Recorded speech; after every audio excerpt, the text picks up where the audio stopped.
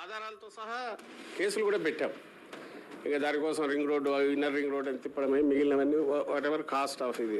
అందుకోసం అప్పుడు ఆలోచించినప్పుడు తక్కువ కాస్ట్ ఏముందంటే గ్రోత్ డ్రైవర్గా వైజాగ్ ఉంటుందని ఆ రోజు అనుకున్నాం. ఆ రోజు అది అనుకొని వెళ్ళారు. ఈ రోజు కూడా అదే జరుగుతుందిగా. ప్రాజెక్టులన్నీ ఎక్కడ పోతున్నాయి? వస్తున్న ఎవరు ఇన్వెస్టర్స్ అంతా కూడా ఎక్కడికి వస్తున్నారు? వైజాగ్ వస్తున్నారు, ఇక్కడికి రావట్లా. ఇక్కడ చూడండి, ఇంపార్టెంట్ పాయింట్.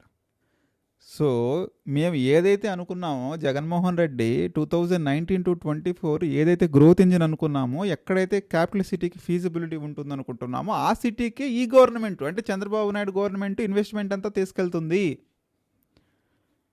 చాలా ఇంపార్టెంట్ పాయింట్ ఇది.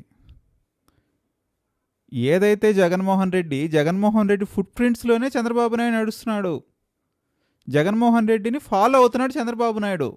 ఎలా ఫాలో అవుతున్నాడు? ఏదైతే జగన్మోహన్ రెడ్డి ఆనాడు క్యాపిటల్ సిటీకి వైజాగ్ మోస్ట్ ఫ్లెక్సిబుల్ సిటీ అని చెప్పాడో, కంటిన్యూ చేశాడో, ఇప్పుడు చంద్రబాబు నాయుడు జగన్మోహన్ రెడ్డి వేసిన ఫుట్ ప్రింట్స్లోనే వెళ్ళిపోతున్నాడు. ఇన్వెస్ట్మెంట్ మొత్తం వైజాగ్ తీసుకెళ్తున్నాడు. ఏదైతే గ్రోత్ ఇంజిన్గా, ఆర్థిక రాజధానిగా వైజాగ్నే చెప్తున్నాడు. ఇప్పుడు నడుస్తుంది అదే కదా. కొత్తగా ఏం చేస్తున్నాడు చంద్రబాబు నాయుడు అన్నాడు. దీనికి సమాధానం చెప్పండి కూటమిని సమర్థించే నాయకులు ఎవరన్నా ఉంటే. మరి కరెక్టే కదా, అది నడుస్తుంది కదా. ఏదైతే జగన్మోహన్ రెడ్డి ఒక డైరెక్షన్ చూపించాడో జగన్మోహన్ రెడ్డి డైరెక్షన్లోనే వెళ్తున్నారు కదా. మీరు కొత్తగా డైరెక్షన్ క్రియేట్ చేసింది ఏముంది? మీరు సమాధానం చెప్పండి. సజ్జల రామకృష్ణారెడ్డి అడుగుతున్నాడు, మీరు సమాధానం చెప్పండి. మరి అంతా గ్రోత్ ఇంజిన్ వైజాగే అవుతుంది కదా, మరి అమరావతికి ఏమొస్తుంది? ఇంకొక పాయింట్ చెప్తాడు దీనికి కంటిన్యూషను. అది చాలా ఇంపార్టెంట్ పాయింట్, అది కూడా వింటే ప్రయత్నం చేద్దాం. ఇన్వెస్టర్స్ అంతా కూడా ఎక్కడికి వస్తున్నారు? వైజాగ్ వస్తున్నారు, ఇక్కడికి రావట్లా.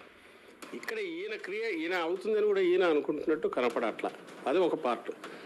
సెకండ్, సో ఏమంటున్నాడంటే ఇన్వెస్టర్స్ అంతా కూడా ఇన్వెస్టర్ ఫ్రెండ్లీగా వైజాగ్ ఉంది తప్ప అమరావతి లేదని చెప్తున్నాడు.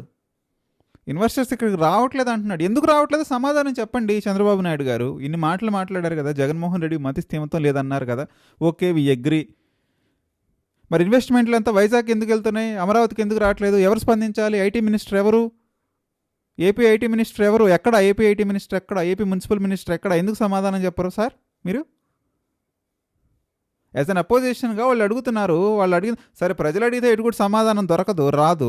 మరి అపోజిషన్ పర్సన్స్ అడుగుతున్నారుగా, సమాధానం చెప్పండి కన్సర్న్ ఐటీ మినిస్టర్ గారు.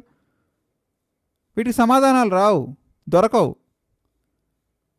అంటే మీరు వాదిస్తున్నారు కానీ ఇప్పుడు సజ్జల రామకృష్ణారెడ్డి అడుగుతున్నాడు, ఏదైతే ఇన్వెస్ట్మెంట్లు వస్తున్నాయో అవి తీసుకెళ్ళి వైజాగ్లో పెడుతున్నారు తప్ప అమరావతిలో పెట్టట్లేదు అంటున్నాడు. దానికి మీరు ఇచ్చే సమాధానం ఏంటి? ఎందుకు అమరావతిలో ఇన్వెస్ట్మెంట్స్ రావట్లేదు? సమాధానం చెప్పండి. సరే, ఆ టీడీపీ బ్యాచ్ చెప్పండి సమాధానం. కూటమి బ్యాచ్ చెప్పండి సమాధానం, ఎందుకు రావట్లేదు? మరి సమాధానం చెప్పాల్సిన అవసరం ఉంది కదా. రేపు ఏం వెళ్తారు జనం దగ్గరికి? ఎలా వెళ్తారు జనం దగ్గరికి? ఏమేమి సమాధానం చెప్తారు? ఇంకా ఉంది అనుకుంటున్నట్టు కనపడట్లా. అది ఒక పార్ట్. సెకండ్, అమరావతికి పర్సే ఈయన వ్యతిరేకం జగన్మోహన్ రెడ్డి గారు కానీ వైఎస్ఆర్సీపీ గారు కానీ అయితే అసలు పెన్షన్ ఎందుకు పెంచుతాము? రైతుల యాన్యుటీ 10 years మోర్ ఎందుకు పెంచుతాము? అక్కడ కేవలం ఎవరైతే వచ్చి అక్కడ పెట్టుబడి పెట్టి చేయాలనుకుంటున్న బిజినెస్ మ్యాన్స్ ని మీరు ఆపాలనే ప్రయత్నం చేస్తున్నారు. ఎవరు వస్తున్నారు అక్కడ? ఎవడన్నా వస్తుంటే చెప్పండి. సెంట్రల్ గవర్నమెంట్ ఆఫీసులు వస్తున్నాయి, వాళ్ళకి అక్కడే తెలుస్తుంది. వాళ్ళ కాస్ట్ 4,500, 5,000తో వాళ్ళు పెడుతున్నాడు. మరి 20,000 ఎందుకు పెడుతున్నాడు ఈయన? 20,000 ఎందుకు పెడుతున్నాడు? ఇప్పుడు మీరు అడగాల్సింది జగన్మోహన్ రెడ్డి అడుగుతున్నాడు. ప్రజలకు సంబంధించి చంద్రబాబు నాయుడు గారు ఏం చూపిస్తున్నారంటే, జగన్మోహన్ రెడ్డి గారు ఇది రాకుండా చేయాలని అడ్డం కొడుతున్నారని చూస్తున్నారు. మేము చెప్తున్నది ఏంటంటే, ఇది రాకుండా కావాలని కాదు, అది రావడం అసాధ్యము. ప్లస్ ఆ ప్రాసెస్లో ఈయన 1,000 కోట్లు 1,00,000 కోట్లు మింగే ఒక అవినీతి యజ్ఞం చేస్తున్నాడు. ఇది తను ఎట్లన్నా పోనీ రాష్ట్రానికి పెద్ద గుదిబండ అవుతుంది అనేది సింపుల్ లెక్క. 1,00,000 కోట్లు అప్పు చేస్తే సంవత్సరానికి 8,000 కోట్లు ఇంట్రెస్ట్ అవుతుంది. సో ఇది కొంచెం వ్యాలిడ్గానే ఉంది కదా, పర్పస్ఫుల్గానే ఉంది కదా. మరి సమాధానం చెప్పాల్సింది ఎవరు? చంద్రబాబు నాయుడు సమాధానం చెప్పాలి, ఐటీ మినిస్టర్ సమాధానం చెప్పాలి, మున్సిపల్ మినిస్టర్ నారాయణ గారు సమాధానం చెప్పాలి. సమాధానం చెప్పండి. ఎందుకు అమరావతికి ఇన్వెస్ట్మెంట్స్ రావడం లేదు? అదే ప్రశ్న ప్రతిపక్షం మిమ్మల్ని అడుగుతుంది. మీరు సమాధానం చెప్పాలి, సమాధానం చెప్పి తీరాలి. ఎందుకు రావట్లేదు? ఏదైతే జగన్మోహన్ రెడ్డి వైజాగ్కు తీసుకెళ్తాడో, వైజాగే మోస్ట్ ఫీజిబుల్ అండ్ ఫ్లెక్సిబుల్ సిటీకి ఇన్వెస్ట్మెంట్ ఫ్రెండ్లీగా చెప్పుకున్నాడో, మరి ఎందుకు అమరావతికి ఇన్వెస్ట్మెంట్స్ రావట్లేదు? అదే ప్రశ్న అడుగుతున్నాడు సజ్జల రామకృష్ణారెడ్డి. సమాధానం చెప్పండి. ఎవరు చెప్తారు? టీడీపీ మీడియా చెప్తుందా, చంద్రబాబు నాయుడు చెప్తాడా, లోకేష్ చెప్తారా? ఎవరు సమాధానం చెప్తారు? ఎందుకు రావట్లేదు? మరి వచ్చి తీరాలి కదా. మరి చంద్రబాబు నాయుడు చెప్తున్నట్టుగా అమరావతి రాష్ట్రానికి గ్రోత్ ఇంజిన్ అవుతుంది అని చెప్తున్నట్టుగా మరి ఎందుకు రావట్లేదు ఇన్వెస్ట్మెంట్లు? ప్రైవేట్ వాళ్ళు ఎందుకు రావట్లేదు అని అడుగుతున్నాడు సజ్జల రామకృష్ణారెడ్డి. సమాధానం చెప్పండి. తప్పించుకోవటం ఎందుకు? జగన్మోహన్ రెడ్డికి మతిస్థిమితం లేదంటాం ఎందుకు? గొడ్ల పార్టీ అంటాం ఎందుకు? వీటన్నిటికీ ఎందుకు? ఇవన్నీ ఎవరికి అవసరం? మీకు అవసరమేమో రాజకీయంగా, బట్ జనానికి అవసరం లేదు. జనానికి అవసరం ఏంటి? ఎందుకు ఇన్వెస్ట్మెంట్లు అమరావతికి రావడం లేదు? సజ్జల ప్రశ్నకు సమాధానం ఇచ్చేది ఎవరిస్తారు సమాధానం?